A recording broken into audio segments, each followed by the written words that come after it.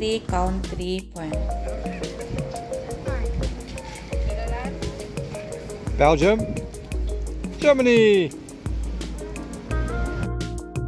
Isa din ito sa tourist destination here in Europe. Kung makapunta kayo dito, so very nice place. Ito yung mataas na bundok nila dito. Kasi nga yung counter nila flat lang sila. Hindi naman siya ganong mataas, sakto lang. Saka mayroong tower dito na pwede mo nakita ang view ng tatlong bansa. Pwede maghandan, pwede din mag-elevator. Hindi lang kami pupunta kasi yung asawa ko takot siya sa mataas. So, dito lang kami. But so very nice place. Yan ang tower nila. Hello guys, this is one of the nice restaurant in Netherlands.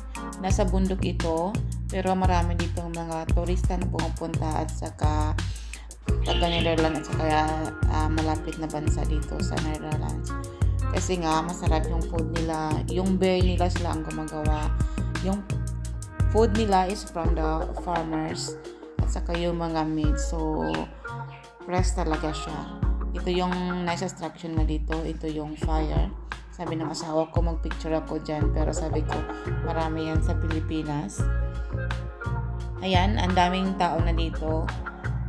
We are so lucky kay nakapasok kami dito, but after 10 minutes ang dami nang nakapila sa labas kasi hindi kami nagpa-book dito. So sabi ng asawa ko na we are so lucky na nakapasok kami sa loob. Ito yung lang yung order namin, snacks, kasi nga kumain na kami sa bahay.